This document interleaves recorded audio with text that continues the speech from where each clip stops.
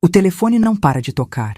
Minha mão treme toda vez que eu estico o braço para alcançar a mesinha de centro, e cada movimento pequeno faz a mancha roxa no meu pulso latejar. É uma dor chata, uma mistura de queimação com um aperto que não passa. Faz 2 dias, apenas 2 dias desde aquela noite de Natal, que deveria ter sido de paz, mas que virou o maior pesadelo da minha vida. Eu estou aqui, sentada na poltrona que era do meu falecido marido, o Otávio. É uma poltrona de couro antigo, meio descascada nos braços, mas é o único lugar onde eu me sinto minimamente protegida agora. Estou com uma bolsa de gelo pressionada na minha têmpora, sentindo o gelo queimar a pele enquanto assisto o número dele brilhar na tela do celular pela 10ª vez só hoje. Ricardo, meu filho, meu único filho. A recomendação da minha advogada foi bem clara. Não atenda, não responda, deixe que tudo seja resolvido judicialmente. Os papéis da medida protetiva estão bem ali, do lado da minha xícara de chá intocada, esperando apenas a minha assinatura final. Mas o instinto de mãe é uma coisa maldita, não é? Antes que o meu juízo pudesse me impedir, meu polegar deslizou pela tela e eu atendi. Eu apertei o aceitar quase que num movimento involuntário. Mãe? A voz dele veio do outro lado, mas não era aquela voz arrogante, aquele tom de superioridade que ele usou comigo 2 dias atrás. Não, essa voz agora estava quebrada. Uma voz que tremia, carregada de um desespero que eu conhecia bem. Mãe, você pagou a parcela da casa este mês?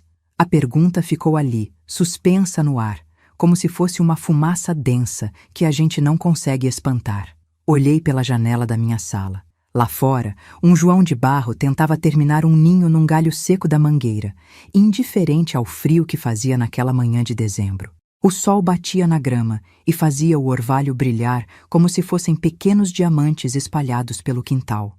Tudo parecia tão limpo, tão em ordem do lado de fora.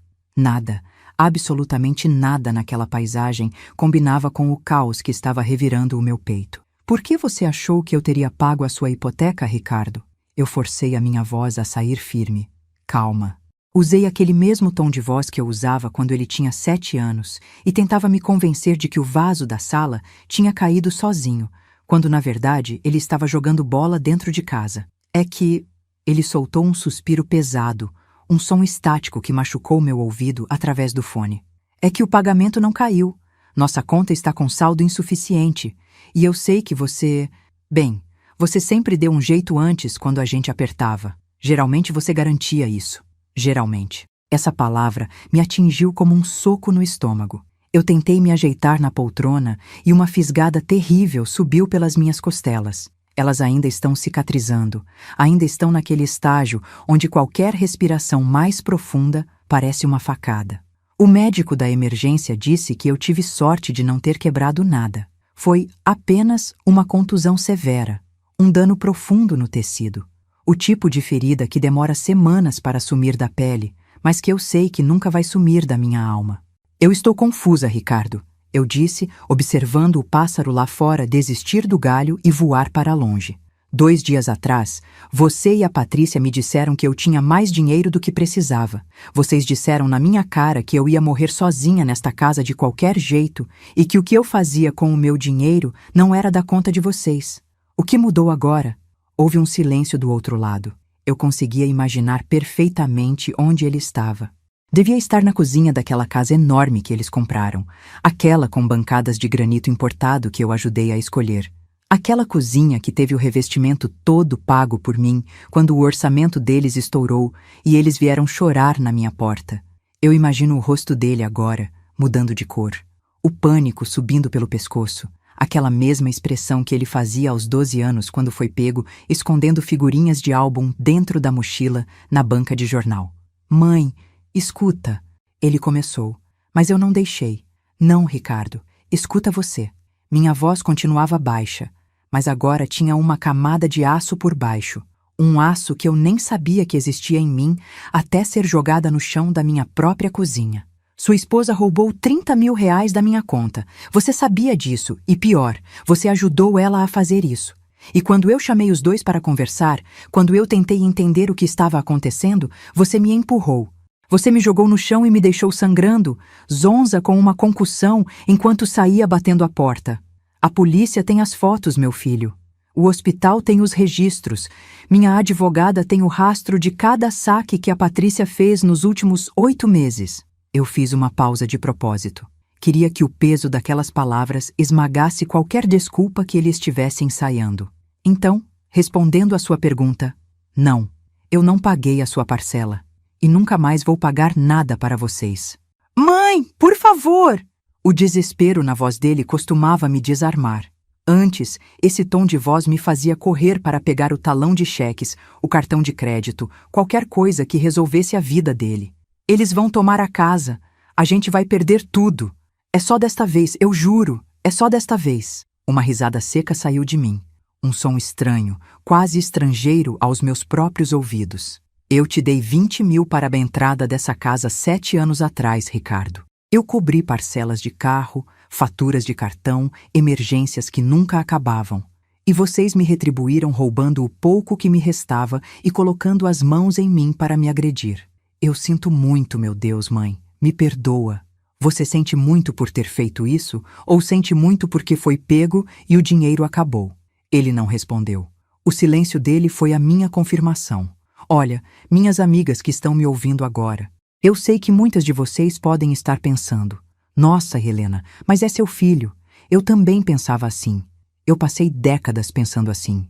Mas antes de eu te contar como eu cheguei nesse ponto, como eu descobri o roubo e o que realmente aconteceu naquela noite de Natal, eu queria te pedir uma coisa. Se você está ouvindo a minha história e de alguma forma se identifica com essa dor de ser deixada de lado, ou de ser usada por quem você mais ama, se inscreve aqui no canal.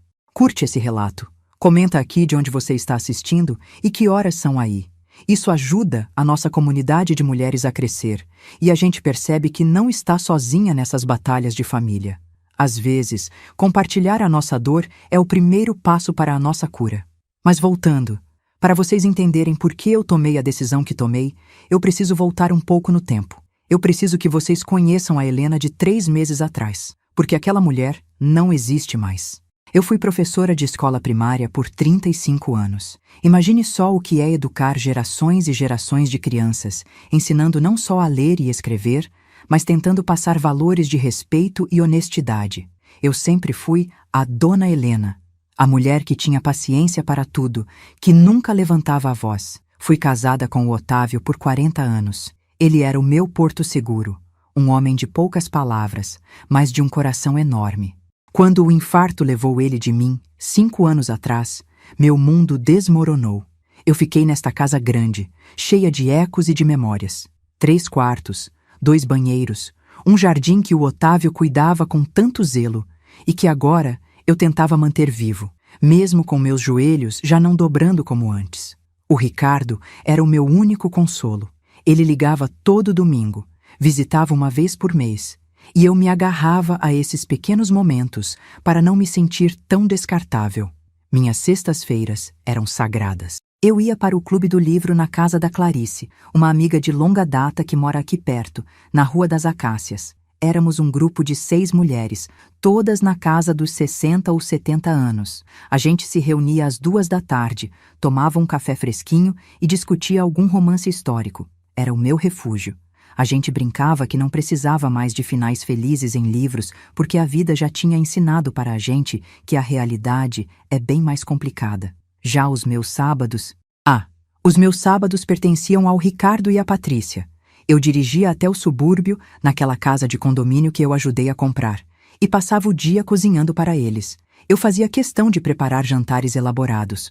Um rosbife que derretia na boca, uma lasanha que eu levava 6 horas montando as camadas, sobremesas feitas do zero, porque a Patrícia sempre dizia que doce de padaria tinha gosto de produto químico. Eu chegava lá às 4 da tarde e saía às 9 da noite. Eram 5 horas vendo os dois comerem o que eu tinha preparado, quase sem tirar os olhos do celular. 5 horas ouvindo a Patrícia fazer comentários passivo-agressivos. Sabe, Dona Helena, o Otávio dizia que o tempero da mãe dele era mais marcante, né? Talvez a senhora devesse tentar colocar mais ervas na próxima vez, ela dizia com aquele sorriso que nunca chegava aos olhos. É uma crítica construtiva, viu? Só quero te ajudar a melhorar. E eu, boba, sorria de volta. Dizia, obrigada, querida. Dizia que ia tentar, porque era isso que eu achava que uma boa mãe e uma boa sogra deviam fazer, não é? A gente absorve os pequenos cortes, a gente finge que não está sangrando para manter a harmonia. A Patrícia nunca me chamou de mãe. Em 5 anos de casamento com o meu filho, eu era sempre Helena ou Dona Helena, um tom profissional, frio, como se eu fosse uma funcionária que prestava serviços de buffet e babá de cachorro para eles. Sim, porque eu também cuidava dos cães deles, o Max e a Mel, 2 Golden Retrievers enormes, toda vez que eles viajavam. E eles viajavam muito. Era final de semana em hotel fazenda, era viagem para o Chile para ver a neve, foram 2 semanas na Europa no ano passado. Eles deixavam os cachorros aqui com um saco de ração e um valeu mãe, e depois postavam fotos em salas VIP de aeroportos e hotéis 5 estrelas. Eu ficava aqui, com o Max roncando nos meus pés e a Mel com a cabeça no meu colo, olhando aquelas fotos no celular e sentindo uma pontinha de orgulho por eles confiarem os filhos deles a mim. Era assim que a Patrícia chamava os cachorros. Meus bebês. Engraçado, né? Ela esquecia que eu tinha criado um bebê de verdade, que eu sabia o que era sacrifício. Aqueles 20 mil reais que eu dei para a entrada da casa deles, um dinheiro que veio do seguro de vida do Otávio, nunca mais foram mencionados. Passaram-se 7 anos e eu acho que eles mesmos se convenceram de que tinham conquistado tudo sozinhos. Eu via o Ricardo trocando de carro, via a Patrícia com bolsas de marca que custavam o preço de uma geladeira nova e pensava, que bom que eles estão prosperando. Mas havia sinais. Pequenas coisas que eu empurrava para baixo do tapete, que eu ignorava de propósito para não sofrer.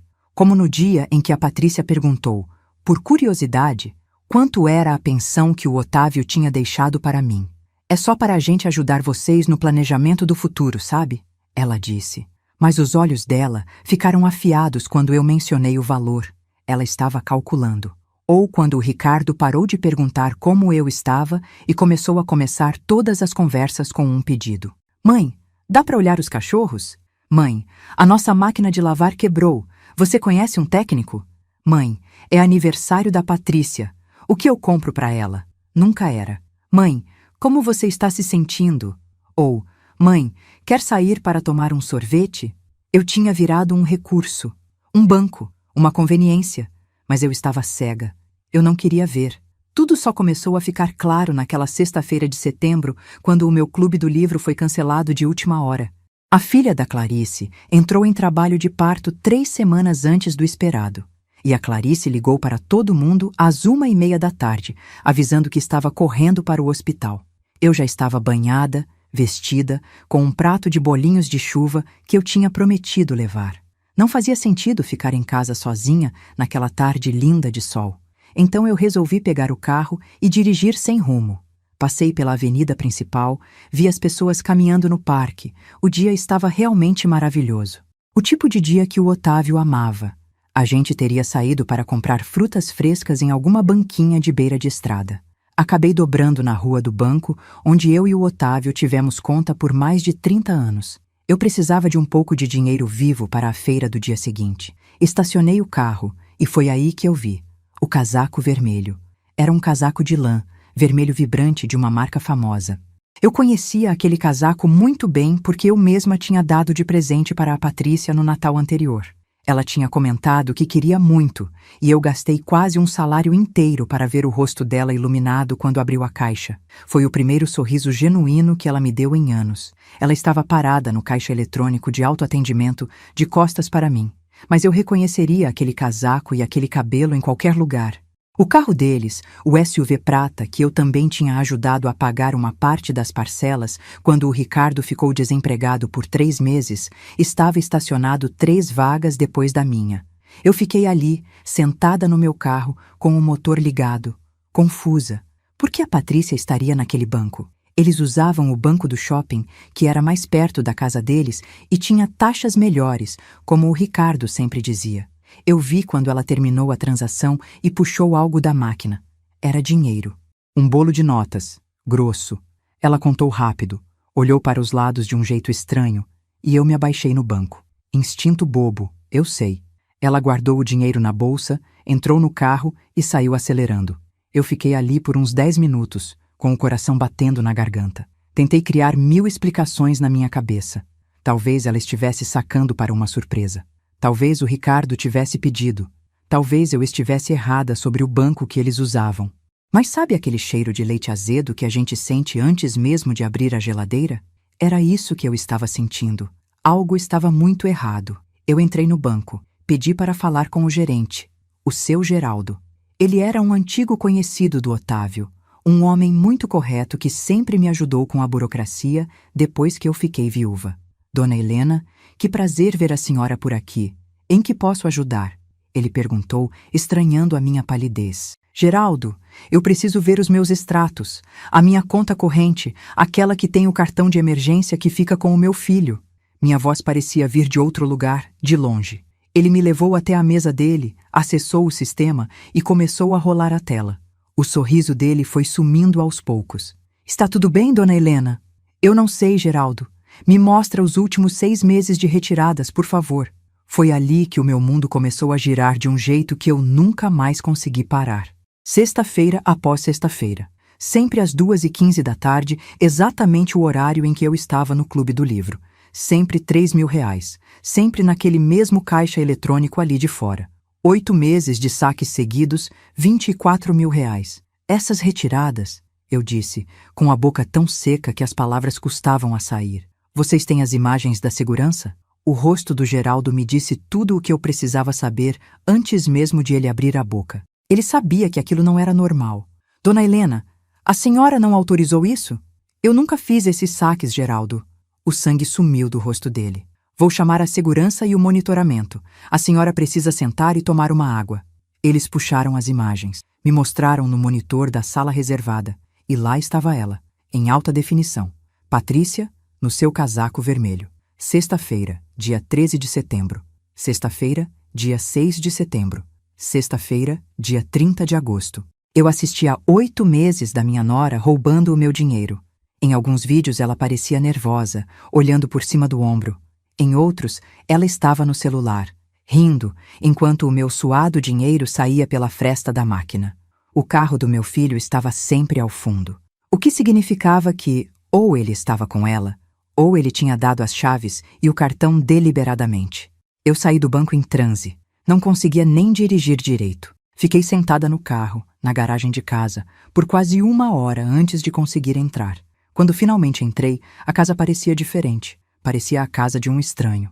Peguei o telefone e liguei para o Ricardo. Ele atendeu no quarto toque. Oi, mãe! Estou meio ocupado agora. O cartão de débito que eu te dei para emergências, eu disse, e minha voz não tremeu. Foi estranho. Eu estava gelada por dentro. Aquele da minha conta corrente. Onde ele está? Houve uma pausa. Um silêncio que durou uma eternidade. Tá na minha carteira, mãe. Por quê? Tem certeza? Tenho, claro. O que foi? Confere agora, por favor, Ricardo. Agora. Ouvi um barulho de gaveta abrindo, um murmúrio. Tá aqui, exatamente onde sempre fica. O que aconteceu? Lê o número para mim. Mãe, sério, pra que isso? Lê o número, Ricardo. Ele leu. Era o meu cartão. O mesmo número do extrato. Quando foi a última vez que você usou esse cartão? Perguntei. Ah, eu não sei. Acho que faz uns 2 anos, quando deu aquele problema no câmbio do carro e você me socorreu. Por que a pergunta? Você já emprestou esse cartão para a Patrícia? O silêncio voltou. E dessa vez, o silêncio tinha gosto de culpa. Mãe, ela precisou uma vez, ele disse, bem baixinho. Dezembro passado, para as compras de Natal. Nossos cartões estavam no limite. E eu falei para ela pegar só um pouquinho. Ela disse que ia repor logo. Minha sala pareceu inclinar para o lado. Eu me segurei no braço da poltrona do Otávio para não cair. Quanto é um pouquinho para você, Ricardo? Eu não sei. Uns 2.000? Ela disse que ia devolver. Eu presumi que ela tivesse devolvido. A voz dele ficou defensiva, irritada.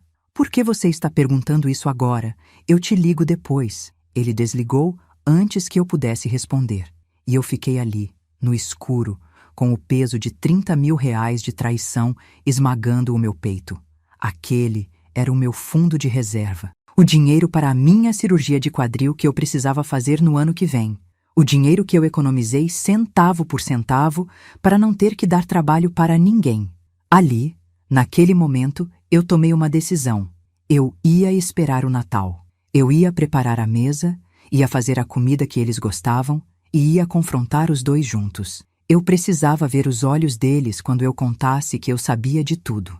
Alguma parte de mim, aquela parte de mãe que nunca morre, ainda esperava que houvesse um mal-entendido, uma explicação que fizesse tudo isso ter sentido. Eu estava terrivelmente errada. O que aconteceu naquela noite de Natal foi o fim da Helena que perdoava tudo e o começo da mulher que você está ouvindo agora. Para vocês entenderem o tamanho do buraco que se abriu no meu coração, eu preciso contar como a gente chegou até aqui. Eu não me tornei essa mulher endurecida da noite para o dia.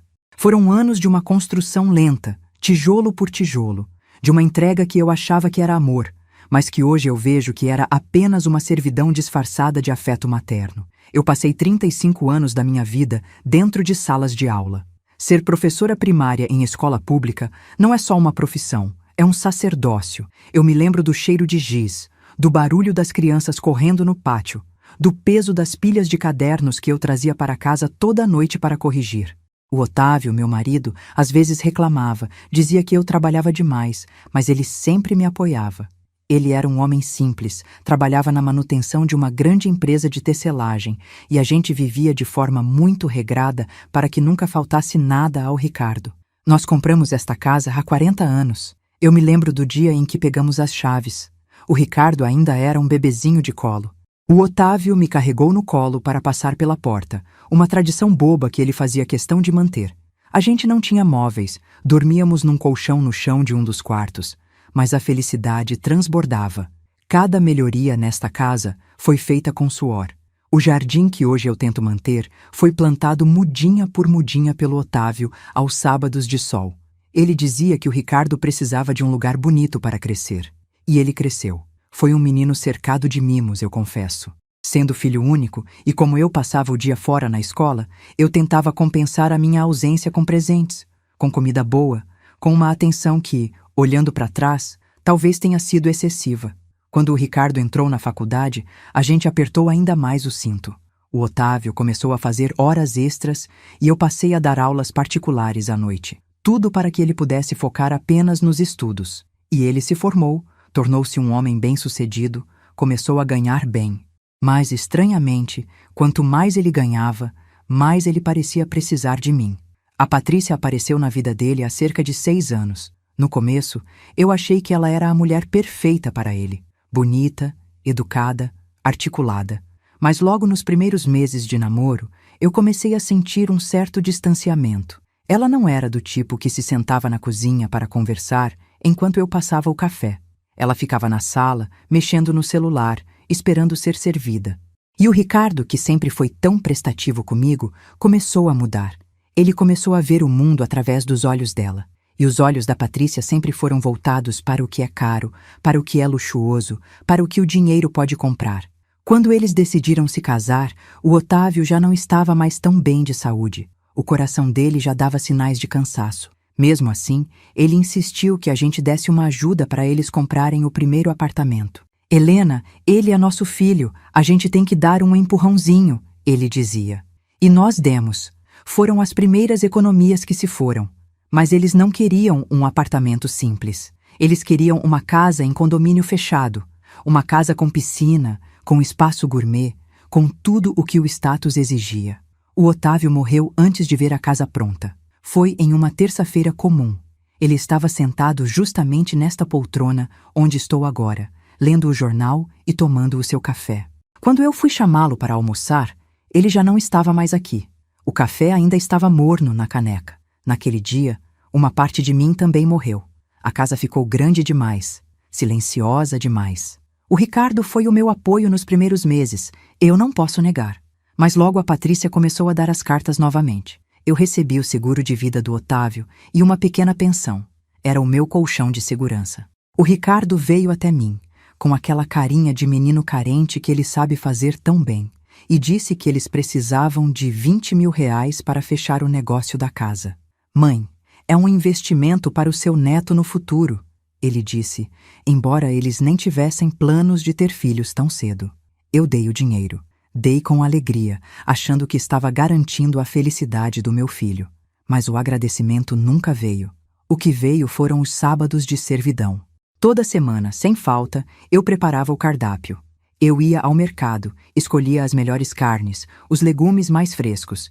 Eu passava a manhã de sábado na cozinha, preparando o prato favorito do Ricardo. Eu chegava na casa deles carregada de sacolas, como se fosse uma entregadora de luxo. E o que eu recebia em troca? A Patrícia sentada no sofá, reclamando do cansaço do trabalho dela, enquanto eu limpava a cozinha deles depois do jantar. Nossa, Helena, a carne ficou um pouco dura hoje, não acha? Ela dizia, enquanto o Ricardo apenas balançava a cabeça, concordando. E esse doce? Ai, tem muito açúcar. Eu estou tentando manter a dieta, sabe? Na próxima, podia fazer algo mais leve. Eu engolia seco. Eu sorria e dizia que ia tentar melhorar. Eu me sentia culpada por não agradar a princesa que o meu filho tinha escolhido. Eu me sentia pequena naquela casa moderna, cercada de móveis de design que custavam mais do que eu ganhava em 1 ano de aposentadoria. E o Ricardo? O meu Ricardo nunca dizia, mãe, deixa que eu lavo a louça, ou mãe, senta aqui com a gente. Ele se tornou um estranho dentro da própria gratidão. Eles viajavam o tempo todo, postavam fotos em lugares paradisíacos, jantando em restaurantes caríssimos, usando roupas que eu sabia que custavam uma fortuna. E toda vez que eles viajavam, o Max e a Mel vinham para cá. Eu amo aqueles cachorros. Eles não têm culpa de nada. Mas era mais um serviço que eu prestava. Eu limpava o quintal, eu levava para passear, eu gastava com ração especial porque a Patrícia dizia que eles não podiam comer qualquer coisa. E quando eles voltavam, traziam um ímã de geladeira ou um chocolate barato do aeroporto para mim, como se isso pagasse todo o cuidado e o amor que eu dedicava. O tempo foi passando e eu fui me sentindo cada vez mais invisível. Eu era a Dona Helena, a mulher que resolvia os problemas, que emprestava o cartão de emergência, que cuidava dos cães, que fazia a janta. Eu me lembro de uma vez que o Ricardo me ligou desesperado porque a fatura do cartão dele tinha vindo muito alta e ele não queria que a Patrícia soubesse. Eu paguei. Usei minhas economias de novo. Mãe, eu te devolvo no mês que vem. Ele jurou. Esse mês nunca chegou. E eu nunca cobrei, porque tinha vergonha de cobrar o meu próprio filho. Eu achava que, se eu fosse generosa, ele me amaria mais. Que erro terrível, minhas amigas. Que erro fatal. No ano passado, eu comecei a sentir uma dor muito forte no quadril. O médico disse que o desgaste era grande e que eu precisaria de uma prótese. A cirurgia não é barata e o convênio não cobre todos os materiais. Eu comecei a poupar cada centavo da minha pensão e do que restava da herança do Otávio para garantir que eu pudesse fazer essa operação. Eu contei isso para o Ricardo. Eu disse, filho, a mamãe está guardando esse dinheiro porque eu não consigo mais andar sem dor. Ele me olhou com uma indiferença que me gelou a alma. Ah, mãe, essas coisas de idade são assim mesmo. Toma um analgésico que passa. Cirurgia é muito arriscado. Agora eu entendo por que ele não queria que eu fizesse a cirurgia. Ele não estava preocupado com o meu risco de vida. Ele estava preocupado com o dinheiro que ia sair da conta. O dinheiro que a Patrícia já tinha começado a drenar toda sexta-feira, enquanto eu estava no clube do livro, buscando um pouco de consolo entre as amigas e as histórias de ficção. Eu me sinto uma tonta quando penso nas vezes em que eu deixava de comprar algo para mim. Um sapato novo, um creme para o rosto, até uma fruta mais cara no mercado, para garantir que o saldo da conta estivesse alto caso o Ricardo precisasse de alguma emergência. Eu vivia de migalhas emocionais e financeiras enquanto eles banqueteavam com o meu sacrifício. A Patrícia, com aquele casaco vermelho de R$ 800 que eu paguei, estava usando o meu cartão para manter um padrão de vida que eles não podiam sustentar. Ela estava roubando a minha capacidade de andar sem dor para poder desfilar em shoppings de luxo. E o meu filho? O meu filho sabia. Ele deu a senha. Ele deu o caminho. Ele entregou a própria mãe de bandeja para a ganância da esposa. Vocês conseguem imaginar a dor de descobrir que o seu único filho te vê como um caixa eletrônico que vai durar até o dia do seu enterro? É uma dor que não tem analgésico que cure. É uma dor que te faz questionar cada escolha, cada carinho, cada eu te amo que eu disse para ele ao longo da vida. Eu me sentia um lixo, uma velha descartável que só servia para pagar boletos e cuidar de cachorros. Mas sabe, naquela tarde no banco, quando o Geraldo me mostrou aquelas imagens, algo estalou dentro de mim. Foi como se uma venda tivesse caído dos meus olhos. Eu não via apenas a Patrícia roubando dinheiro. Eu via a Helena sendo assassinada aos poucos pela própria família. E ali, sentada naquela cadeira de couro sintético do banco, eu decidi que a Helena boazinha, a Helena vítima, não voltaria para casa. Eu voltei para casa e comecei a planejar. Eu não disse nada de imediato, além daquela ligação rápida para o Ricardo para confirmar o cartão. Eu passei os meses seguintes observando. Cada comentário maldoso, cada desdém, cada pedido de dinheiro disfarçado, tudo agora tinha um peso diferente. Eu estava juntando provas, sim, mas estava principalmente juntando coragem. A minha advogada, a doutora Beatriz, uma mulher fantástica que conheci através do Clube do Livro, foi a minha primeira aliada. Quando eu contei a história para ela, ela não sentiu pena de mim. Ela sentiu raiva por mim. E era disso que eu precisava. Helena, ela disse, isso é crime. Isso é abuso financeiro contra idoso. Você tem as provas, você tem os extratos, você tem os vídeos. O que você quer fazer? Eu respondi que queria o confronto. Eu queria que eles estivessem na minha frente, na minha casa, no Natal. Eu queria que o nascimento de Jesus, que para mim sempre foi sinônimo de verdade e renovação, fosse o cenário da minha libertação. Eu sabia que seria difícil. Eu sabia que o meu coração de mãe ia sangrar, mas eu não podia mais viver naquela mentira. Eu passei os dias anteriores ao Natal preparando tudo com uma calma assustadora. Eu fiz as compras, as mesmas carnes caras que eles gostavam, os mesmos doces que a Patrícia criticava. Mas dessa vez eu não estava fazendo por amor. Eu estava fazendo para que eles se sentissem confortáveis na sua própria arrogância antes da queda. Eu limpei a casa, decorei a árvore, coloquei as fotos do Ricardo quando pequeno bem à vista. Eu queria que ele visse quem ele era e quem ele tinha se tornado. Naquela véspera de Natal, eu me vesti com o meu melhor vestido. Coloquei o colar de pérolas que o Otávio tinha me dado no nosso aniversário de 25 anos de casados. Eu precisava me sentir forte. Eu precisava lembrar que eu era a Dona Helena, a professora que enfrentou salas de aula lotadas, a mulher que criou um homem, a viúva que sobreviveu ao luto. Eu não era uma coitadinha. Quando o interfone tocou, mais cedo do que o previsto, eu respirei fundo. Eu sabia que a partir daquele momento, a minha vida nunca mais seria a mesma.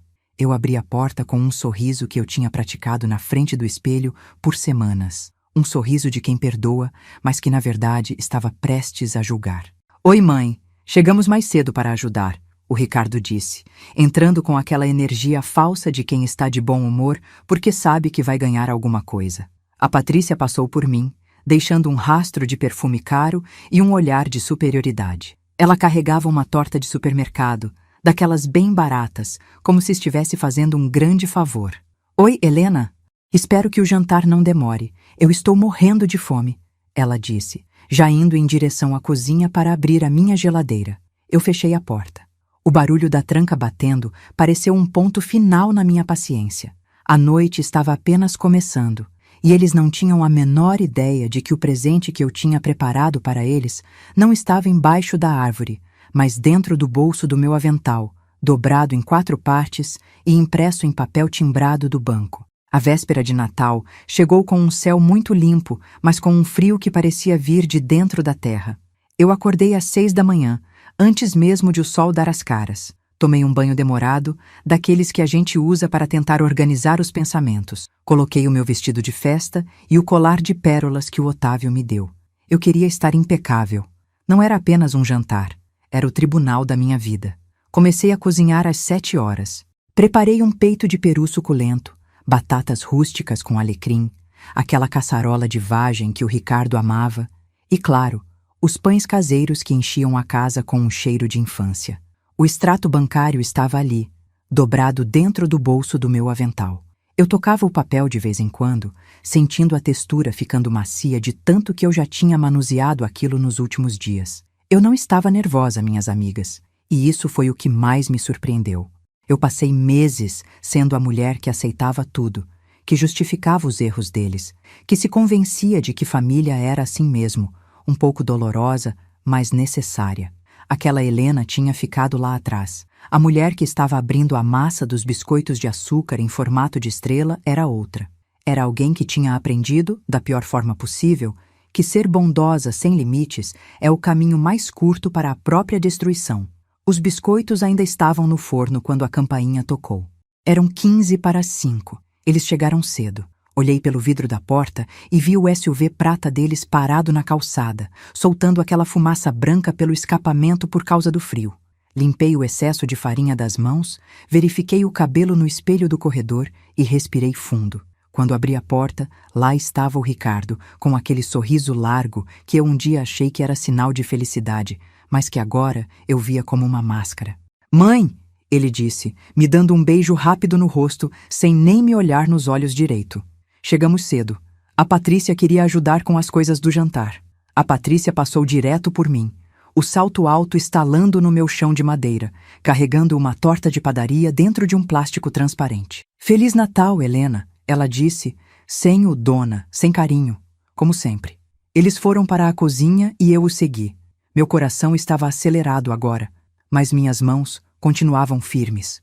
A Patrícia abriu a minha geladeira sem pedir licença e pegou a garrafa de Chardonnay que eu estava guardando para uma ocasião especial. Ela serviu 2 taças cheias, uma para ela e outra para o Ricardo, e nem sequer me ofereceu.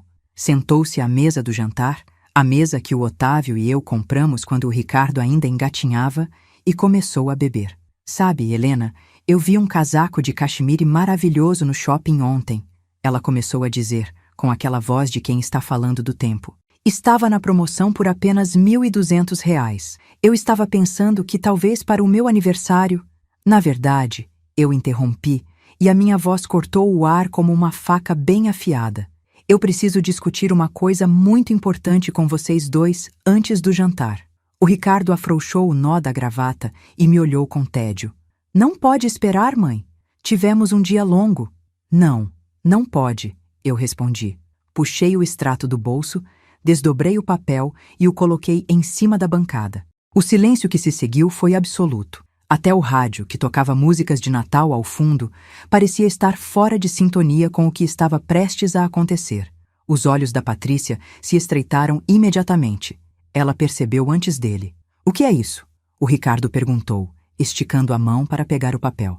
"Isso é o extrato da minha conta corrente", eu disse, mantendo o tom de voz nivelado. "A conta que eu abri depois que seu pai morreu. Aquela que só você tem acesso por causa do cartão de emergência." Eu olhei para o meu filho.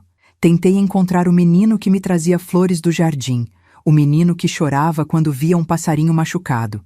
Mas não havia nada daquele menino ali. Alguém tem retirado dinheiro de lá.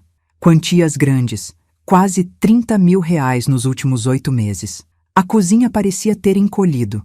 As paredes estavam pressionando a gente. A Patrícia continuava tomando o seu vinho, fingindo uma calma que os dedos trêmulos dela denunciavam. O queixo do Ricardo ficou rígido. "O que você está insinuando, mãe?" ele perguntou, a voz subindo de tom. "Eu não estou insinuando nada. Estou perguntando diretamente", eu disse, virando-me para a Patrícia. "Patrícia, você tirou dinheiro da minha conta sem autorização?" Ela bateu a taça de vinho na mesa com um estalo seco. "Como é que é? Você está me acusando de roubo?" "Os saques começaram 2 semanas depois que o Ricardo te deu o cartão dele", eu continuei, sem desviar o olhar. "Transações sempre de R$ 3.000, sempre nas sextas-feiras, quando eu estou no clube do livro." A Patrícia soltou uma risada fria, quebradiça como gelo rachando. "Isso é inacreditável. Ricardo, você está ouvindo isso?" Mas o Ricardo não estava olhando para ela.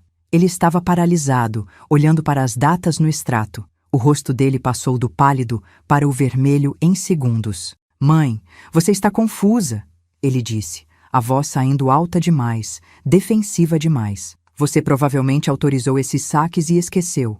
Você está ficando velha, as pessoas da sua idade se confundem."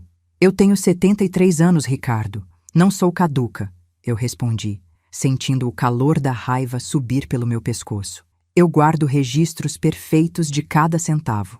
A Patrícia se aproximou dele, colocando a mão no braço dele, uma frente unida contra mim. Talvez você devesse ver um médico, Helena. Problemas de memória são comuns na sua idade. Minha avó começou exatamente assim. Ela disse, com uma falsa preocupação que me deu náuseas. Algo quebrou dentro do meu peito naquele momento. Todas as vezes que eu cuidei dos cães deles, que eu limpei a sujeira deles, que eu paguei as contas que eles esqueciam, o dinheiro da entrada da casa, tudo passou como um filme na minha cabeça. Não se atrevam a fazer isso comigo. Não tentem me fazer parecer louca, eu disse, a voz agora afiada como vidro quebrado. Eu vi as imagens da segurança do banco, Patrícia. Eu vi o seu SUV prata estacionado. Eu vi você com aquele casaco vermelho que eu te dei, tirando o meu dinheiro da máquina. O silêncio voltou, mais pesado do que antes. A máscara da Patrícia finalmente caiu. O rosto dela se transformou em algo feio, algo que devia estar lá o tempo todo, escondido atrás daquelas críticas construtivas. Você não tinha o direito de me espionar, ela gritou. E você não tinha o direito de me roubar, eu retruquei. Roubar? Ela riu com malícia. Você nos deve esse dinheiro, Helena. Depois de tudo o que a gente faz por você, visitando você todo mês, fingindo que a gente se importa com as suas histórias chatas e repetitivas, isso tem um preço. Aquelas palavras foram como golpes físicos. Eu tive que me segurar na bancada para não cair. Saiam da minha casa agora, eu disse, quase sem fôlego. Com o maior prazer. A Patrícia pegou a bolsa dela. Eu já cansei de brincar de família feliz com você de qualquer jeito. Você é patética, Helena. Fica se agarrando a esse dinheiro como se ele fosse te manter aquecida à noite. Mas o Ricardo não se mexeu. Ele estava ali, parado, com uma expressão que eu não reconhecia. Mãe, você precisa entender, ele começou. Entender o quê, Ricardo? Que você deixou sua mulher me roubar? Que você está defendendo ela? A parcela da casa estava atrasada. Ele explodiu, a voz plana, sem emoção. A gente ia perder tudo. Eu falei para a Patrícia onde estava o cartão. Eu dei a senha para ela. O chão pareceu sumir debaixo dos meus pés. Vocês ganham bem. Vocês viajam, têm carros de luxo, foram esquiar no Chile. Eu gritei, minha voz ficando estridente. Vocês têm mais do que a maioria das pessoas jamais terá. E você roubou da sua própria mãe? Isso não é da sua conta, ele disse. E a voz dele ficou gelada, exatamente como a do Otávio ficava quando ele estava mentindo. Você tem muito mais dinheiro do que precisa. Para que você está guardando isso? Você vai morrer sozinha nesta casa de qualquer jeito. Foi como se ele tivesse me dado um tapa na cara, como se ele tivesse esticado o braço e colocado as mãos em mim antes mesmo de encostar. Eu me segurei no granito da bancada, o granito que eu paguei, e tentei respirar. Como você ousa? Eu disse, as lágrimas queimando meus olhos, mas me recusando a deixá-las cair na frente deles. Aquele dinheiro era para a minha cirurgia, Ricardo, para o meu quadril. Para quê? A Patrícia voltou para o lado dele, encorajada pela crueldade do marido. Para ficar acumulando até você morrer? Você é patética, Helena. Esse seu papel de mártir já cansou todo mundo. Saiam! Eu gritei, meu corpo todo tremendo. Os dois agora! O Ricardo veio em minha direção, o rosto contorcido entre a raiva e a culpa. Você está cometendo um erro enorme, mãe. Eu disse para sair. Eu perdi o controle. Peguei a taça de vinho que a Patrícia tinha deixado na mesa e joguei. Não joguei neles. Eu nunca faria isso. A taça se estilhaçou contra o armário, bem ao lado da cabeça do Ricardo, espalhando vinho branco e cacos de vidro por cima das decorações de Natal, por cima dos biscoitos que eu levei horas fazendo, por cima de tudo. Tudo aconteceu muito rápido depois disso. O Ricardo avançou. Eu achei que ele fosse sair, mas ele agarrou os meus ombros. Ele apertou com força e me empurrou. Meu quadril bateu com tudo contra a quina da bancada da cozinha. A dor explodiu pelo meu lado esquerdo, branca, quente, chocante. Eu nunca tinha sentido nada parecido. Eu cambaleei para trás, meu calcanhar prendeu no tapete, aquele tapete que o Otávio e eu compramos na nossa lua de mel, e o chão veio ao meu encontro rápido demais. Minha cabeça bateu no assoalho de madeira com um baque surdo e horrível. Som e sensação se misturaram em um momento terrível. O estalo, a dor, o zumbido nos meus ouvidos. Através desse zumbido, eu ouvi a voz da Patrícia, mas parecia que ela estava debaixo d'água. Meu Deus, Ricardo, o que você fez? Eu fiquei ali deitada, olhando para o teto, para aquela mancha de infiltração que o Otávio nunca consertou antes de morrer. Senti algo quente escorrendo pela minha têmpora. Sangue. Meu quadril gritava. O rosto do Ricardo apareceu acima de mim, entrando e saindo de foco. A culpa é sua, ele sibilou, a voz carregada de veneno. Você nos forçou a isso. Aí o rosto da Patrícia apareceu ao lado do dele. Você é louca, Helena, nos acusando de roubo. Fica longe da gente. A gente não quer mais saber de você. Ouvi os passos dele se afastando, rápidos, pesados, fugindo do que tinham acabado de fazer. A porta da frente bateu com tanta força que os enfeites da árvore balançaram. Ouvi o motor do SUV rugir e o som foi sumindo na distância, deixando para trás apenas o silêncio da noite de Natal. Eu fiquei ali sozinha. O rádio ainda estava ligado. Estava tocando Noite Feliz. Tudo é paz, tudo é amor. Eu não sei quanto tempo fiquei naquele chão. Tempo suficiente para os biscoitos queimarem no forno e o cheiro de fumaça começar a tomar conta da cozinha. Tempo suficiente para o alarme de fumaça começar a apitar loucamente. Quando eu finalmente consegui me sentar, cada músculo do meu corpo parecia estar em carne viva. Toquei a minha cabeça e a minha mão veio vermelha. Vermelho de Natal. Eu me arrastei até o telefone fixo na parede, usando a bancada para me içar. Meus dedos tremiam tanto que eu quase não conseguia discar 190.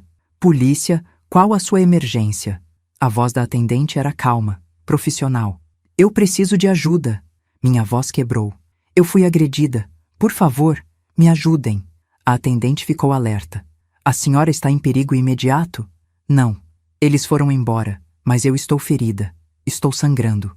A ajuda está a caminho. Fique na linha comigo. Os paramédicos chegaram primeiro. Um rapaz jovem chamado Carlos e uma senhora chamada Janete. Eles me fizeram 1000 perguntas enquanto eu chorava. Onde dói? A senhora desmaiou? Quem fez isso? Eles tiraram fotos das minhas lesões. O corte na têmpora, o roxo enorme que já estava subindo pelo meu quadril, o rastro de sangue no chão. A senhora deve prestar queixa. A Janete disse baixinho, enquanto o Carlos falava no rádio com a polícia. Isso é agressão. Isso é violência doméstica. Foi o meu filho. As palavras pareciam erradas na minha boca. Parece um pesadelo. Não importa, ela disse com os olhos firmes, mas cheios de bondade. Família não tem o direito de colocar as mãos em você. Nunca. A polícia veio logo depois. 2 policiais, o sargento Mendes e a soldado Lima. Mais perguntas, mais fotos, mais humilhação. Eles me deram um número de protocolo, disseram que alguém ia entrar em contato e perguntaram se eu tinha para onde ir. Esta é a minha casa, eu disse, limpando as lágrimas. Eles já tiraram o meu dinheiro e a minha paz. Não vão tirar o meu teto também. Depois que todos foram embora, eu me sentei na poltrona do Otávio com uma bolsa de gelo na cabeça. A casa estava diferente, parecia violada. Era como se o Ricardo e a Patrícia tivessem deixado algo podre impregnado nas paredes. Eu passei a minha vida inteira tentando ser a mãe perfeita, a esposa dedicada, a mulher que não incomoda.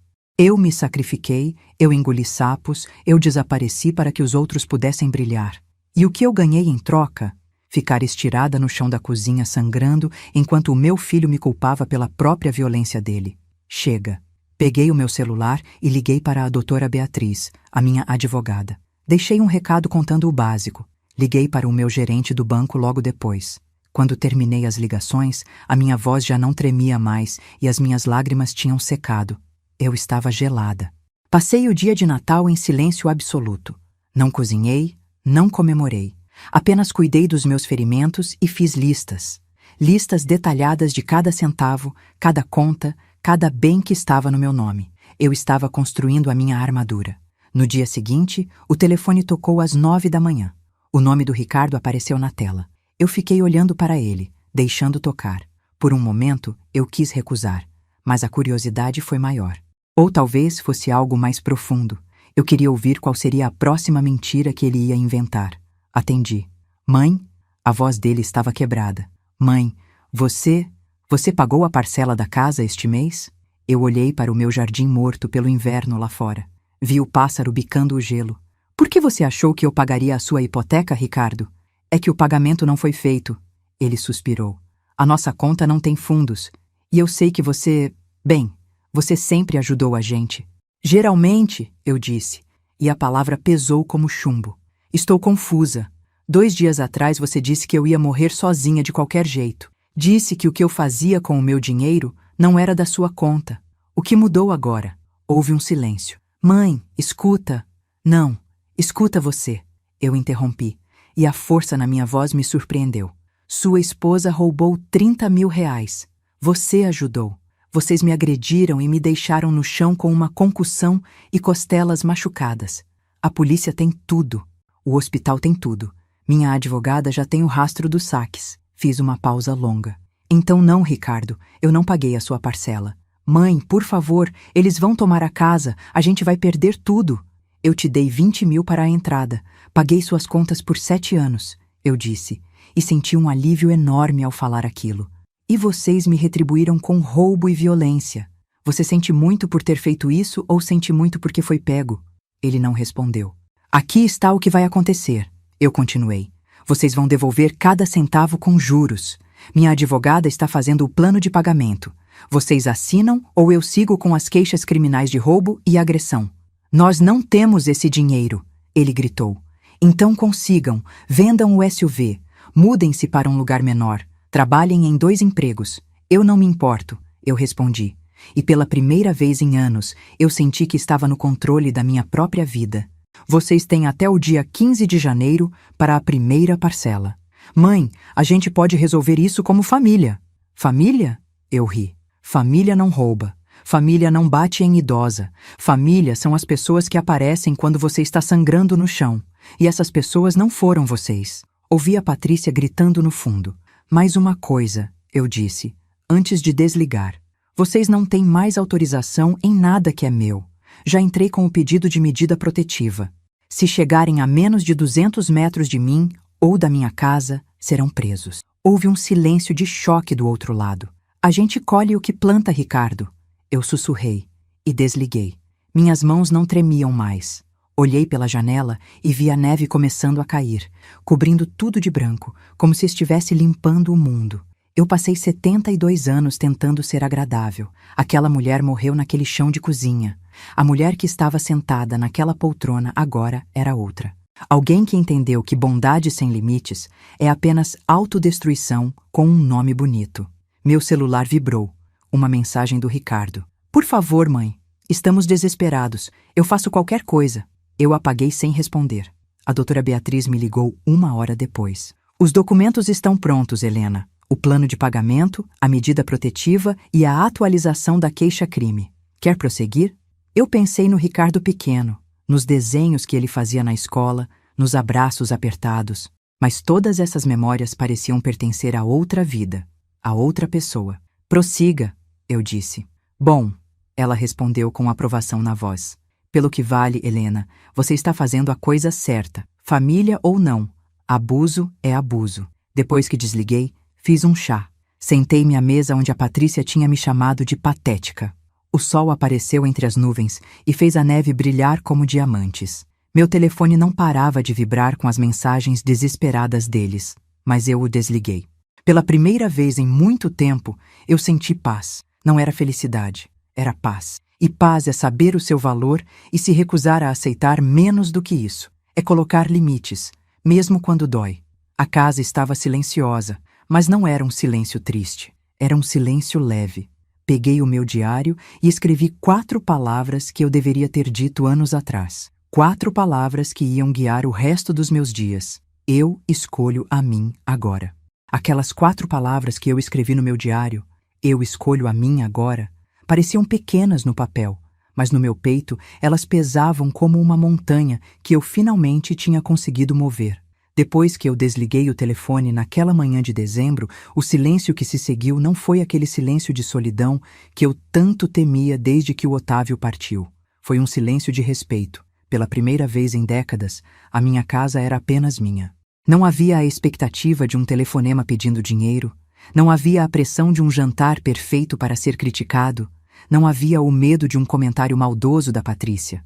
Mas o caminho para a cura, minhas amigas, não é uma linha reta. Ele é cheio de curvas, de recaídas e de momentos em que a gente quase volta atrás. As 6 semanas que se seguiram foram as mais longas da minha vida. Janeiro chegou arrastando os pés, trazendo aquele cinza típico de começo de ano que parece que nunca vai embora. As manchas roxas no meu corpo começaram a mudar de cor, passando daquele roxo profundo para um verde amarelado, até sumirem completamente da superfície da minha pele. Mas por dentro, a contusão ainda estava lá. Meu quadril ainda latejava toda vez que o tempo virava ou quando eu passava tempo demais em pé. O médico tinha sido claro. A agressão acelerou o que já estava ruim. O impacto contra a bancada da cozinha causou um dano que só a cirurgia resolveria de vez. Nesse período, o meu celular se transformou em um campo de batalha. Eu não tinha bloqueado o Ricardo de imediato, e hoje eu entendo que fiz isso porque lá no fundo, aquela mãe mártir ainda queria que ele provasse que eu estava errada, que ele se arrependesse de verdade. Foram 17 ligações em uma única semana. 12 mensagens de voz que eu ouvia com o coração na mão. 43 mensagens de texto, cada uma com um tom diferente. Nas primeiras mensagens, ele era o filho arrependido. Mãe, pelo amor de Deus, me atende. Eu perdi a cabeça. Eu não sou assim. Depois, ele passou para a vitimização. Você quer ver o seu único filho na rua? É isso que você quer? A Patrícia está em depressão. A gente não dorme. E por fim, veio a agressividade que ele aprendeu com ela. Você é uma velha egoísta. Meu pai teria vergonha de você. Esse dinheiro vai ficar aí parado enquanto a nossa vida desmorona. A Patrícia também tentou.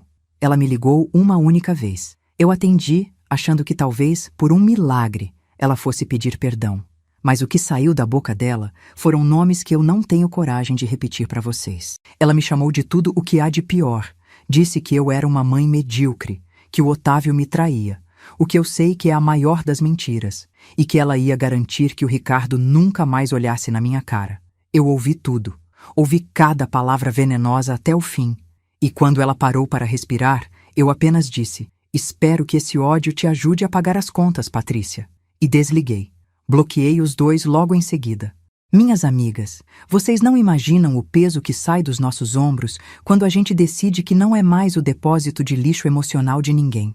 Para conseguir manter essa firmeza, eu precisei mergulhar fundo no porquê de eu ter permitido que as coisas chegassem a esse ponto. E é aqui que a história fica mais difícil de contar.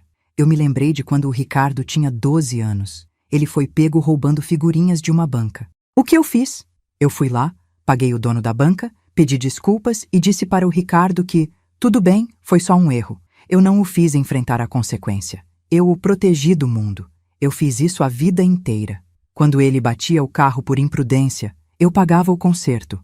Quando ele estourava o limite do cartão comprando roupas de grife para impressionar os amigos da faculdade, eu cobria o rombo. Eu criei um monstro de egoísmo, achando que estava criando um homem amado. Eu me lembrava das manhãs na escola onde eu dava aula. Eu via mães que faziam o mesmo. Eu via crianças que não conheciam a palavra não. E eu, que ensinava ética e cidadania para os filhos dos outros, falhei em ensinar isso dentro da minha própria casa. O Otávio tentava intervir. Helena, você está passando a mão na cabeça dele demais, ele dizia. E eu brigava com o meu marido. Eu defendia o meu filho com unhas e dentes, achando que o amor de mãe era uma licença para ignorar o caráter. O dia 15 de janeiro chegou. Era o prazo final para eles apresentarem a primeira parcela do que tinham roubado. Eu passei o dia olhando para o portão, esperando que talvez o Ricardo aparecesse com um cheque, com um plano, com dignidade. Mas o sol se pôs e nada aconteceu.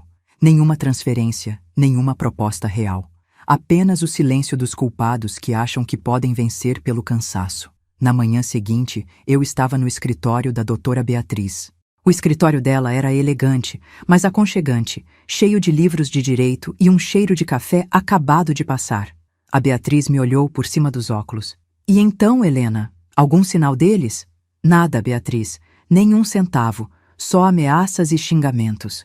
Então nós vamos prosseguir, ela disse, com uma determinação que me deu forças. Vou protocolar a denúncia de apropriação indébita, abuso financeiro contra idoso e a queixa-crime por lesão corporal grave. Minha mão tremeu ao assinar os papéis. Alguma coisa dentro de mim ainda gritava. É o seu filho. Você vai colocar o seu filho na justiça.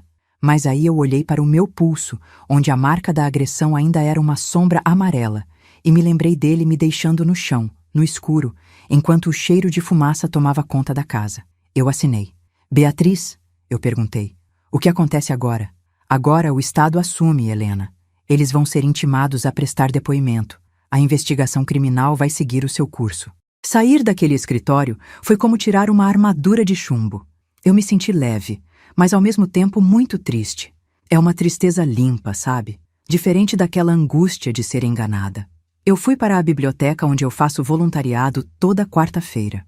Eu amo o cheiro de papel antigo. Ajudo a organizar as prateleiras e a indicar livros para os leitores que chegam meio perdidos. Lá, eu encontrei o Geraldo, o gerente do banco que tinha me ajudado com as filmagens. Ele estava lá com a netinha. Quando ele me viu, veio falar comigo. Dona Helena, como a senhora está? Eu soube que as coisas ficaram complicadas. Estão seguindo o caminho que devem seguir, Geraldo. Eu respondi. Olha, ele baixou o tom de voz.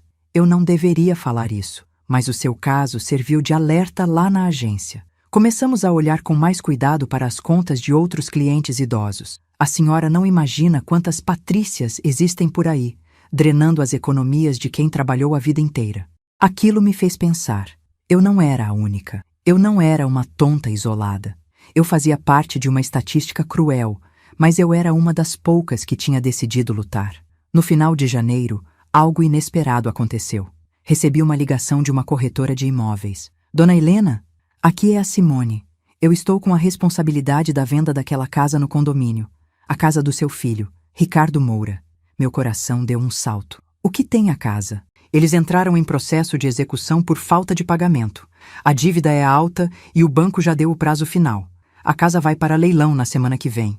A Simone fez uma pausa. Eu liguei porque, bem, eu sei que a senhora ajudou na compra. Achei que talvez a senhora tivesse interesse em quitar a dívida para evitar que eles fiquem sem teto. Seria uma oportunidade de ficar com o imóvel no seu nome. Eu olhei para as minhas mãos. Elas estavam calmas. Não, Simone. Eu não tenho interesse. Tem certeza, dona Helena? Eles vão perder tudo. Eles já perderam o mais importante, Simone. Perderam a minha confiança. O resto é só tijolo e granito. Eu desliguei o telefone e senti uma onda de clareza. Eles tinham 30 mil reais meus. Esse dinheiro daria para pagar meses de hipoteca. Mas em vez de salvarem o próprio teto, eles preferiram gastar com casacos de cachemire, viagens e ostentação. Eles escolheram a aparência em vez da segurança. Agora, eles teriam que lidar com a realidade fria de um mundo que não perdoa boletos atrasados. A notícia da perda da casa se espalhou pelo nosso pequeno círculo. A Clarice, do Clube do Livro, veio me visitar. Ela trouxe um bolo de fubá quentinho. A gente se sentou no jardim, o mesmo jardim que o Otávio tanto amava. Helena, ela disse, as pessoas estão comentando. Dizem que você foi muito dura, que deixar um filho perder a casa é algo que uma mãe não faz. Eu olhei para a Clarice. Ela era uma boa amiga, mas ela nunca tinha sido jogada no chão pelo próprio filho. Clarice, as pessoas comentam sobre o que elas veem por fora. Elas veem uma senhora de 70 anos com dinheiro no banco e um filho sendo despejado. O que elas não veem é o sangue no chão da minha cozinha. O que elas não veem é o roubo sistemático de 8 meses. Eu não deixei o meu filho perder a casa. Ele a perdeu no momento em que achou que o meu suor era o caixa eletrônico dele. A Clarice ficou em silêncio por um longo tempo. Depois, ela segurou a minha mão. Você está certa, Helena. Eu acho que eu não teria a sua coragem. Mas você está certa. Não é coragem, Clarice. É sobrevivência. Se eu não parasse o Ricardo agora, o próximo passo dele seria o quê? Me tirar da minha própria casa? Me colocar em um asilo qualquer para ficar com o que sobrou? A partir daquele dia, eu parei de me importar com o que os outros pensavam. Eu estava focada na minha cirurgia. Abril estava chegando e a dor no meu quadril estava ficando insuportável. Eu mal conseguia caminhar até o portão sem precisar sentar. A doutora Beatriz me ajudou a organizar tudo. Como eu não queria e nem podia contar com o Ricardo, eu decidi contratar uma enfermeira particular para a primeira semana de recuperação. Foi assim que a Elisa entrou na minha vida. A Elisa era uma mulher de uns 50 e poucos anos, com mãos fortes e um sorriso que parecia um abraço. Ela tinha uma eficiência que me lembrava a minha irmã, que já tinha falecido. Dona Helena, ela disse no primeiro dia em que veio aqui em casa para a gente se conhecer, Eu li o seu prontuário. A cirurgia é séria, mas a recuperação depende muito da sua cabeça. A senhora parece ser uma mulher forte. Eu estou tentando ser, Elisa. A senhora mora sozinha? Moro. O meu marido faleceu há 5 anos. E filhos? A senhora tem filhos? Eu hesitei. Por um segundo, a palavra não quase saiu da minha boca. Eu tenho um filho, mas nós não estamos em contato no momento. A Elisa não fez mais perguntas. Ela apenas acenou com a cabeça, com aquele olhar de quem já viu de tudo nesse mundo. Ela sabia que por trás daquelas palavras havia uma cratera de dor, e o silêncio dela foi o maior respeito que eu poderia ter recebido. Enquanto eu me preparava para a internação, o processo criminal contra o Ricardo e a Patrícia avançava. O detetive Soares, que estava cuidando do caso, me ligou para dizer que eles tinham sido intimados e que o Ricardo tinha chorado durante o depoimento. Já a Patrícia tinha sido arrogante, alegando que o dinheiro era uma doação antecipada de herança. Herança de alguém que está vivo? O detetive comentou comigo, rindo de incredulidade. Eles realmente não têm noção do que fizeram. Eu desliguei o telefone sentindo um aperto no peito, mas não era mais aquele aperto de culpa. Era uma constatação. Eu tinha criado um homem que não conhecia limites. E agora, o mundo ia ensinar para ele o que eu, por amor, não conseguia ensinar. Na véspera da minha cirurgia, eu fui até o jardim. O João de Barro que eu vi em dezembro já tinha terminado o ninho. Ele e a companheira estavam lá, trabalhando juntos, protegendo o que tinham construído. Eu pensei no Otávio. Pensei que ele estaria orgulhoso de mim. Não por eu ter processado o nosso filho, mas por eu ter finalmente aprendido a me valorizar. Por eu ter parado de ser o tapete onde as pessoas limpavam os pés antes de entrar em suas vidas luxuosas. Otávio, eu sussurrei para o vento. Eu vou ficar bem. Eu vou voltar a andar. E dessa vez, eu vou caminhar para longe de tudo o que me faz mal. A cirurgia foi marcada para a manhã seguinte. Eu arrumei a minha mala pequena, coloquei o meu diário, o meu livro do clube e uma foto do Otávio. Eu estava pronta. A dona Helena, que aceitava tudo, tinha ficado para trás, enterrada sob as folhas secas do outono. A mulher que ia entrar naquele hospital era alguém que sabia exatamente quanto custava a sua paz. 30 mil reais e o título de Mãe Perfeita. E acreditem em mim, minhas amigas, foi o dinheiro mais bem gasto da minha vida.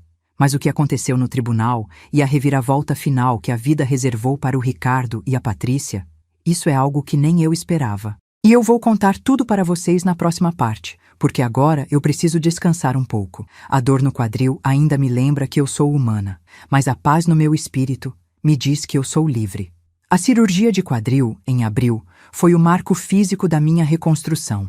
Eu me lembro de acordar da anestesia sentindo uma dormência pesada, mas pela primeira vez em anos, aquela dor aguda e constante que me impedia de subir os degraus da minha própria casa tinha sido substituída por uma esperança palpável. A Elisa, a enfermeira que eu contratei para me ajudar na primeira semana, foi um anjo que o destino colocou no meu caminho. Ela me lembrava muito a minha irmã, que já partiu. Tinha aquele jeito prático, sem muita melação, mas com uma bondade que transparecia em cada gesto ao me ajudar a trocar os curativos ou a dar os primeiros passos com o andador. Você é uma mulher de fibra, dona Helena, ela me dizia enquanto me ajudava a me acomodar na cama naquela primeira noite em casa. Muitas pessoas na sua situação estariam se lamentando, chamando por parentes que não aparecem. A senhora contratou ajuda, organizou a casa e enfrentou o hospital sozinha. Isso é para poucos. Eu apenas sorria e agradecia. Como eu contei para vocês, eu não tinha mais contato com o Ricardo. A Elisa não perguntava detalhes e eu não sentia necessidade de explicar que o meu único filho estava sendo processado por mim. O silêncio sobre ele era o que me permitia focar na minha fisioterapia, que foi um desafio à parte. 3 vezes por semana, eu enfrentava aqueles exercícios que faziam meus músculos tremerem, mas eu não faltava a nenhum. Eu queria a minha independência de volta. Queria poder caminhar pelo meu jardim sem depender de bengalas ou de favores. Em maio, eu já conseguia andar pela casa sem apoio. Em junho, a vitória. Eu estava de volta ao meu jardim, sentindo a terra úmida sob as unhas, enquanto plantava tomates, manjericão e cravos para manter as pragas longe. Aquilo me fazia sentir viva. A Clarice, minha amiga do Clube do Livro, passou por aqui em uma tarde de sol e me encontrou tirando as rosas secas do canteiro. Helena, você está radiante! Ela exclamou, sentando-se na cadeira de balanço que o Otávio tinha construído décadas atrás. Eu soube do Ricardo. As pessoas falam tanta coisa, mas vendo você assim, eu percebo que você tomou a única decisão que poderia ter tomado. Eu olhei para ela e fui sincera. Eu não sinto muito por ele ter enfrentado as consequências, Clarice. Sinto apenas que demorei demais para me dar esse valor. Nós ficamos ali, tomando uma limonada e vendo os tomates crescerem, em um silêncio que finalmente era confortável. Enquanto minha vida física se estabilizava, a batalha jurídica entrava na fase mais intensa. Julho e agosto foram meses quentes e pegajosos, mas eu mantive minha rotina. Voluntariado na biblioteca, clube do livro e café com a Elisa, que se tornou uma grande amiga. Numa dessas tardes, ela me perguntou se eu algum dia pensava em me reconciliar com ele. Não, Elisa, nem um pouco, eu respondi, mexendo o açúcar no meu café. Tem pontes que precisam ser queimadas para que a gente não caia na tentação de atravessar de volta para o sofrimento. A data do julgamento foi marcada para setembro. A doutora Beatriz me ligava constantemente, pois o advogado do Ricardo estava desesperado tentando um acordo.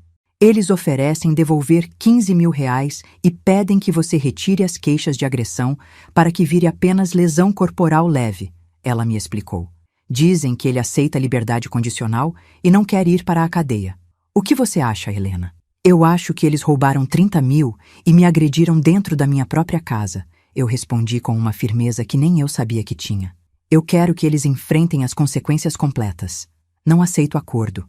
Vamos para o tribunal. Setembro chegou e as folhas começaram a mudar de cor. Eu comprei um casaco novo, vermelho, não porque o Ricardo tinha me dado um antes, mas porque eu gostava da cor e ela me fazia sentir corajosa. No dia anterior ao julgamento, o Ricardo apareceu na minha porta. Eu o vi pela janela da sala. Ele parecia menor, mais velho, com o terno folgado no corpo. Ele tocou a campainha várias vezes, chamando por mim através da madeira. Mãe, por favor, eu sei que você está aí. Só quero conversar. Ele gritava com a voz embargada. Eu nunca quis te machucar. Foi o pior erro da minha vida. Estou implorando.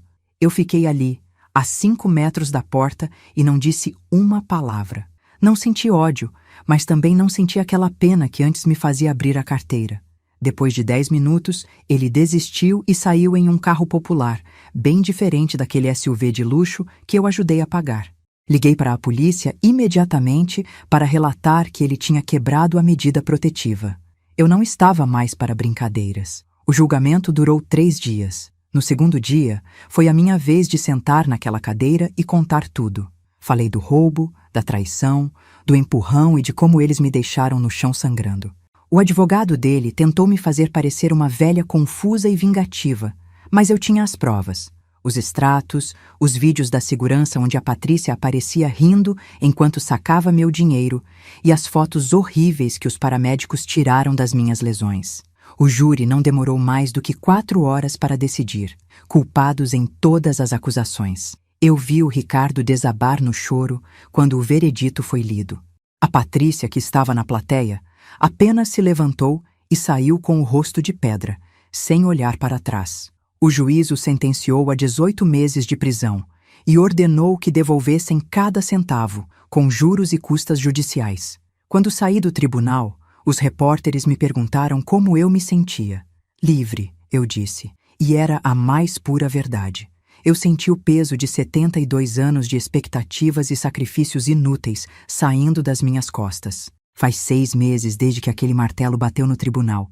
E se você me perguntasse no dia do Natal se eu conseguiria chegar até aqui com esse sorriso no rosto, eu diria que você estava louca. Mas a vida tem dessas coisas, não é? Ela nos quebra em 1000 pedaços para que a gente possa se reconstruir de um jeito muito mais forte, muito mais consciente. Hoje é o primeiro dia quente de março. Aquele solzinho gostoso que avisa que a primavera está batendo na porta, e eu estou aqui, sentada no meu jardim, onde tudo começou a fazer sentido novamente. O Ricardo saiu da prisão há pouco tempo, por bom comportamento. Eu soube pela Clarice, porque eu mesma não procuro saber de nada. Ele está morando em um estúdio minúsculo, do outro lado da cidade, trabalhando como entregador. O homem que desfilava de SUV e arrotava arrogância, agora depende de uma bicicleta e de entregas de comida para pagar o aluguel de um quarto e sala. A Mercedes foi vendida para pagar parte das dívidas. A casa de condomínio com bancadas de granito foi a leilão. Eu soube que eles se divorciaram logo depois da sentença. A Patrícia, como era de se esperar, não ficou para ver o império de aparências desmoronar.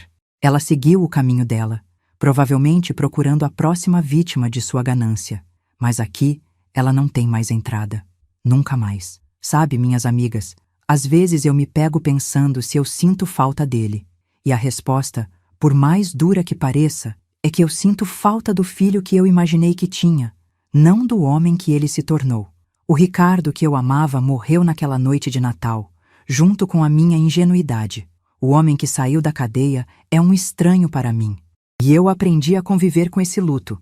É um luto que não dói mais, porque foi substituído por uma dignidade que não tem preço. Aquelas parcelas dos 30 mil reais estão voltando para a minha conta, mês a mês, por ordem judicial. Cada depósito que entra é um lembrete de que a justiça, por mais lenta que seja, funciona quando a gente tem coragem de acioná-la. Mas o dinheiro agora tem um destino diferente. Eu não o guardo mais em uma conta de emergência para o Ricardo. Eu o uso para mim. Na semana passada, eu me dei de presente um conjunto profissional de aquarelas. Sim, eu entrei para uma aula de pintura no centro comunitário. Quem diria, né? A dona Helena, que só sabia corrigir cadernos e cozinhar para os outros, agora passa as tardes tentando captar a luz do sol nas pétalas das minhas rosas, usando tinta e papel. A Elisa, minha enfermeira que virou amiga, vem tomar café comigo toda quinta-feira. Ela não recebe mais para estar aqui, mas faz questão de vir. Nós rimos muito, conversamos sobre a vida, sobre os livros que eu indico para ela. Ela me disse uma coisa que eu nunca vou esquecer. Helena, você não recuperou só o seu quadril, você recuperou a sua coluna vertebral emocional. E ela tem razão. Eu ando reta agora. Não só porque a prótese é maravilhosa, mas porque eu não carrego mais o mundo nas costas. A Clarice e o pessoal do Clube do Livro também são presenças constantes. Nós paramos de ler apenas romances históricos e começamos a ler biografias de mulheres fortes. É engraçado como a gente se identifica, né? Quantas de nós não passamos a vida sendo o suporte de maridos, filhos e noras, apenas para sermos descartadas quando não somos mais úteis? No nosso grupo, agora a regra é clara. A primeira utilidade de uma mulher deve ser para si mesma. O meu jardim está mais bonito do que nunca. O João de Barro que eu vi no inverno agora tem filhotes. Eu fico aqui, observando o movimento deles, e percebo que a natureza é sábia. Eles cuidam, eles alimentam, mas quando chega a hora, os filhotes precisam voar e construir suas próprias vidas. E se um deles resolvesse bicar o ninho até derrubá-lo, a mãe não ficaria ali esperando a próxima bicada. Ela voaria para outra árvore. Eu demorei 72 anos para entender essa lição de biologia básica. Sinto falta do Otávio, claro. Às vezes, eu olho para a poltrona dele e imagino o que ele diria. Acho que ele estaria na cozinha agora, passando um café e dizendo: Helena, bota mais uma cor nesse seu quadro que está ficando bonito. Ele sempre foi o meu maior incentivador, e eu sei que ele não suportaria ver o que o Ricardo fez comigo. No fundo, eu estou honrando a memória dele também ao não permitir que o nosso suor fosse jogado no lixo pela ingratidão de quem deveria nos honrar. Minha rotina agora é leve. Acordo cedo, cuido das minhas plantas, tomo o meu café sem pressa. Não preciso mais conferir o saldo da conta com medo de uma emergência, que na verdade era uma bolsa de marca. Se eu quero comprar um livro novo, eu compro. Se eu quero viajar com a Clarice para um hotel fazenda no mês que vem, eu vou. A liberdade financeira é boa, mas a liberdade mental é o verdadeiro paraíso. Eu escrevi no meu diário hoje, logo cedo, uma reflexão que eu queria compartilhar com vocês que chegaram até aqui comigo. Eu escrevi assim: o amor sem respeito é apenas outra palavra para abuso. A generosidade sem limites é apenas outra palavra para ser usada. E às vezes, a coisa mais bondosa que você pode fazer por alguém que te trata mal é permitir que essa pessoa sinta o peso total de suas escolhas. É difícil, eu sei. Dói no começo. Parece que o mundo vai acabar. Mas eu garanto para vocês, lá no chão daquela cozinha, sangrando e sozinha, eu achei que era o meu fim. Mas era apenas o ensaio para o meu melhor ato. Minha vida não acabou aos 73 anos. Ela recomeçou. Para você que está aí do outro lado, talvez vivendo uma situação parecida, talvez ouvindo desaforos de quem você tanto ajudou, ou vendo seu dinheiro sumir em mãos que não trabalharam por ele, eu quero te dizer uma coisa: seu valor nunca esteve nas mãos deles. Ele sempre esteve nas suas. Você apenas esqueceu disso por um tempo, assim como eu esqueci. Mas nunca é tarde para lembrar. Nunca é tarde para levantar do chão, limpar o sangue, trocar as fechaduras e dizer: aqui não. A sua virada, o seu retorno, já está sendo escrito. Fique quieta se for preciso. Observe, junte suas provas e sua coragem. Deixe que suas ações falem muito mais alto do que as desculpas esfarrapadas deles. Você merece paz, você merece respeito. E, acima de tudo, você merece ser a protagonista da sua própria história, e não a coadjuvante cansada na vida de quem não te merece. Qual foi a lição que mais tocou você nessa minha caminhada? Se você estivesse no meu lugar naquela noite de Natal, o que teria feito? Você teria a coragem de seguir em frente com o processo ou teria perdoado mais uma vez? Eu realmente quero saber a sua opinião, porque conversar com vocês me faz sentir que toda essa dor teve um propósito maior. O de alertar outras mulheres. Não pare por aqui, minhas queridas. Se essa história mexeu com você, clica no próximo vídeo que vai aparecer na sua tela agora. Tem outro relato aqui no canal que eu tenho certeza que vai te dar ainda mais forças para enfrentar o que for preciso. Se inscreve no canal, ativa o sininho para não perder nenhuma das nossas conversas e compartilha esse vídeo com aquela amiga que você sabe que está precisando de um sacode da vida. Eu vejo vocês no próximo relato. Fiquem com Deus, fiquem em paz e, por favor, escolham a vocês mesmas hoje.